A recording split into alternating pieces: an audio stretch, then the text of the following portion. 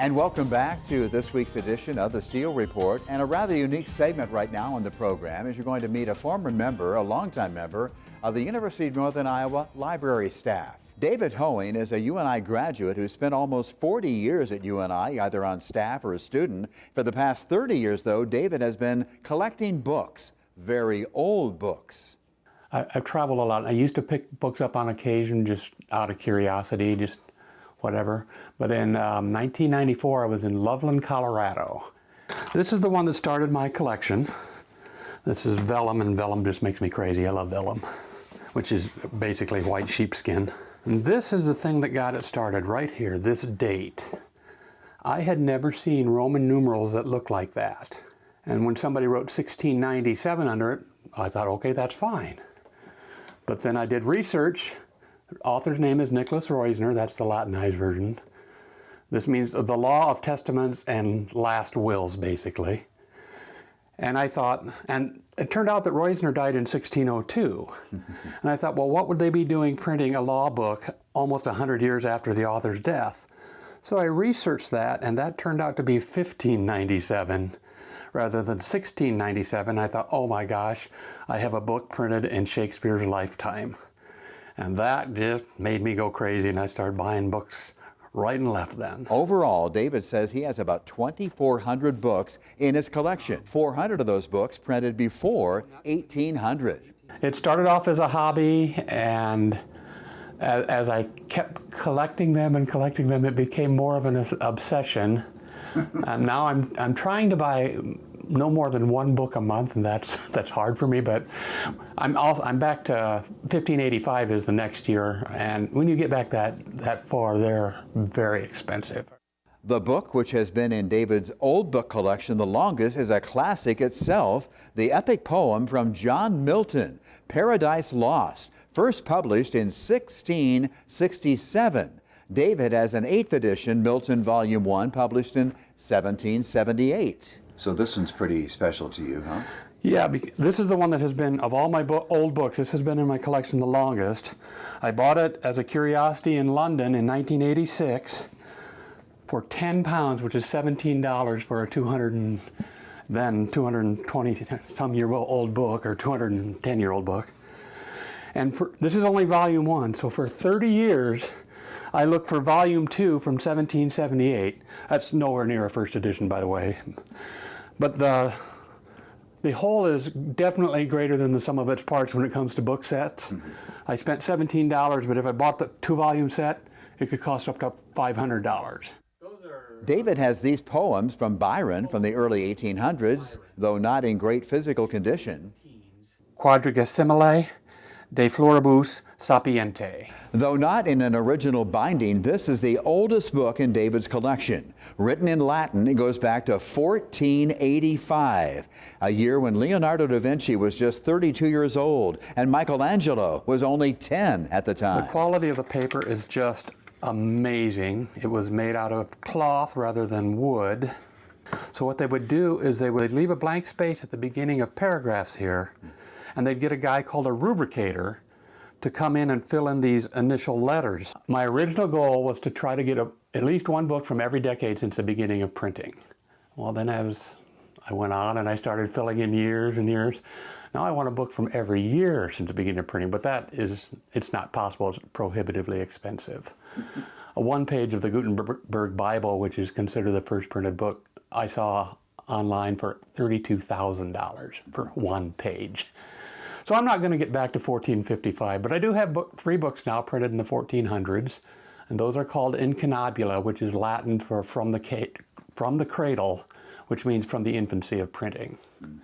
And my current collection, I have at least one book from every year since 1586 up to the present. Body of Civil Law, done during Justinian's time, 1591, and the one just... It depends on how big a gap I have between the years. Right now, like I said, I need 1585 to fill in that 1-year gap, so that's what I'm going to look for next.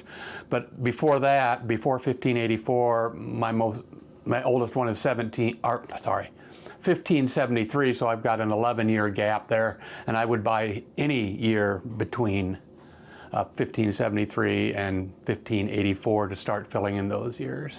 David also has this very interesting piece of paper, a land document from 1727. Well, this is the oldest example of printing I have from America. I've got several post-Revolutionary War American, but I've only got this and then one book printed in 1747. And this was signed out by a sheriff in Massachusetts, basically confiscating the property of somebody who didn't pay a debt. So this is a combination of a printed and a handwritten document. David has these old copies of the Quran from 1825. He often finds his books online, but that's not his first choice.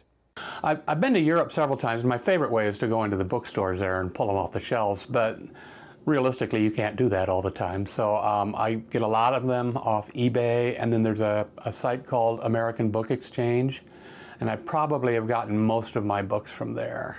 This is one of the most fascinating books I own. It is a book by Aristotle, which was very common. Like all the Greek philosophers were very popular in the Middle Ages. But what makes this especially cool, and this is 1562, is this binding. Back then, the printing houses would print the book, but the people who bought it were responsible for binding it. And a lot of them would take old medieval manuscripts written by hand, tear off the covers, and make covers out of those for the books. So while the book is 1562, this could be as much as 200 years older than that. It's the history.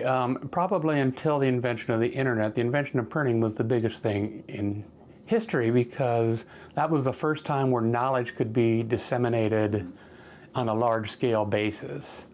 So it's just my love for history, I guess, and books happen to be my stock in trade, having worked at the library for so long.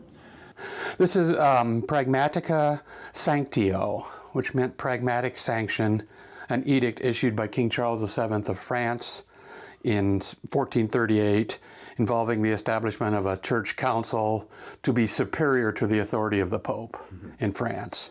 And what I wanted to show this one is this very interesting printing style. This is 1488. I'm going to be honest that my best guess is those are footnotes in the middle of the page. But I honestly don't know why they printed them like that. But I see a lot of books this old that are printed this way. Yeah, this is one of my prides and joys. This is called a Geneva Breeches Bible. And it's called Geneva because this is an English edition, was first printed in Geneva in 1560. And it's called a Breeches Bible because in Genesis 3:7, it said Adam and Eve covered their nakedness by sewing fig leaves together and forming breeches. Breeches, actually, is what it meant. But what's interesting about this is it said it was published in 1599. It was not.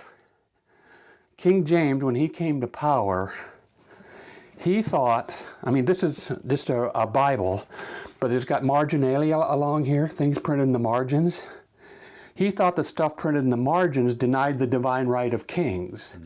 So he decreed that no new editions of this could be printed. So they got around that by printing new editions, but putting the date 1599 on it. James came to power in 1603. The one on the left was from a Vulgate Bible, and the one on the right was from a Book of Hours from about 1450. It also has those rubricated initials at the beginning. And the Book of Hours was just a book that told people what Bible verses and what prayers to do at what hours of the day. It's especially interesting when I find somebody who signed their name on the inside of a book. Because, you know, there are tax rolls and there are other places these people's names might exist, but it's possible that this might be the only evidence that these people ever existed, was their signature in a book. And thanks again to David Hoing for showing us a little bit of his old book collection. We'll be wrapping things up right here in just a moment.